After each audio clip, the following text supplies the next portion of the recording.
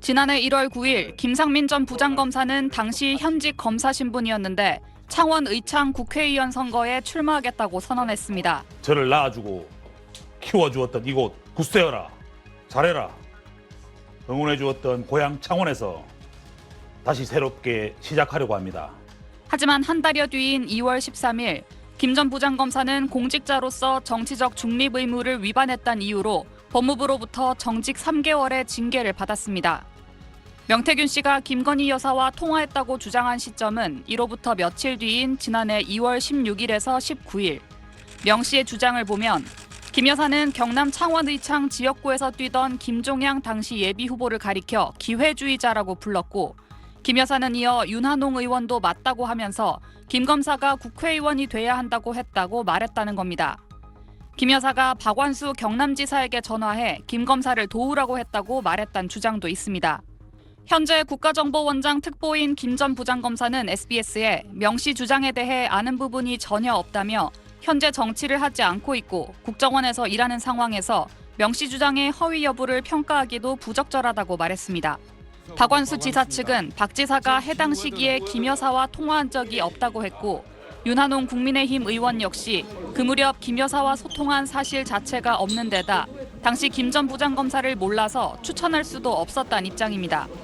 명 씨의 주장에서 보수 최다 의석 발언의 당사자로 언급된 이철규 국민의힘 의원도 당시 정치 지형상 보수 최다 의석은 불가능했다며 말이 안 되는 주장이라고 일축했습니다.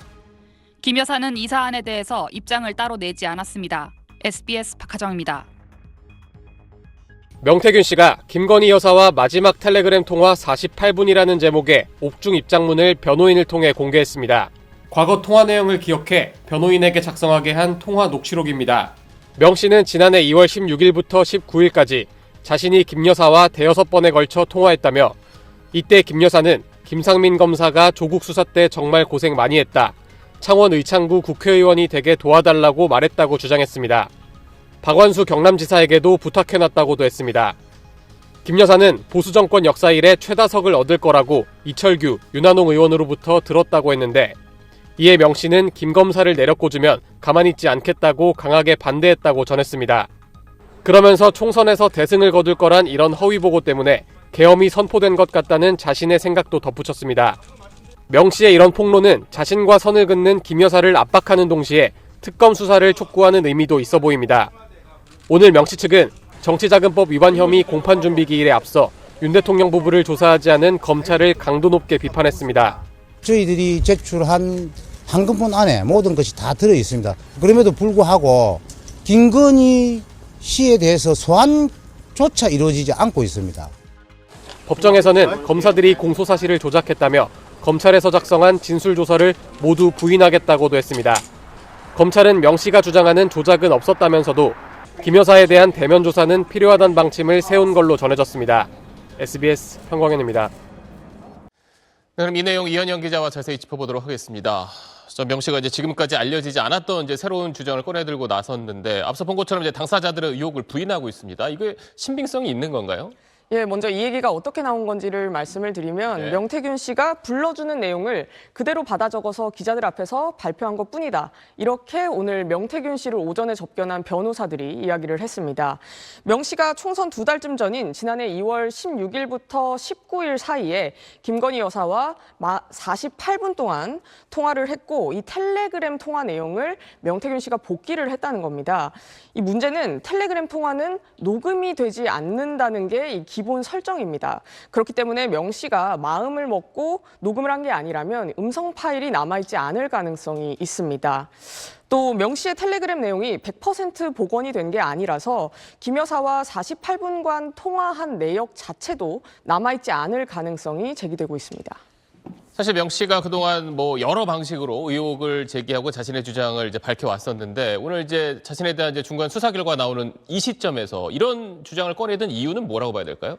예, 명태균 씨가 계속해서 이 검찰 수사에 의문점을 제기를 하면서 특검의 필요성을 주장하고 있는 그 상황과 맥이 닿는다고 봐야 될 것 같습니다.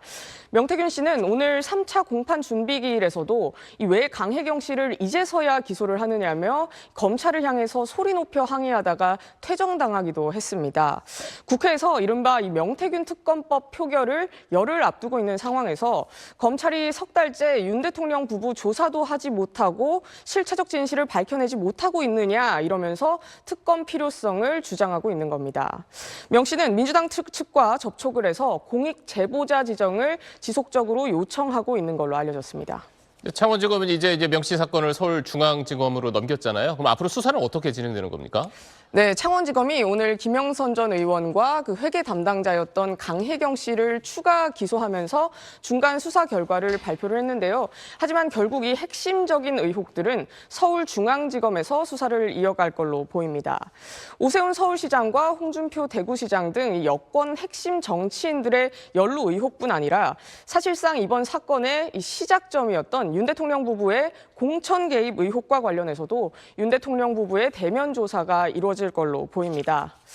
다만 윤 대통령이 헌재 탄핵 심판과 형사 재판을 동시에 받고 있는 만큼 김 여사부터 대면 조사를 한 뒤에 윤 대통령 대면 조사를 할 걸로 보입니다. 네, 알겠습니다. 지금까지 사회부 이현정 기자였습니다.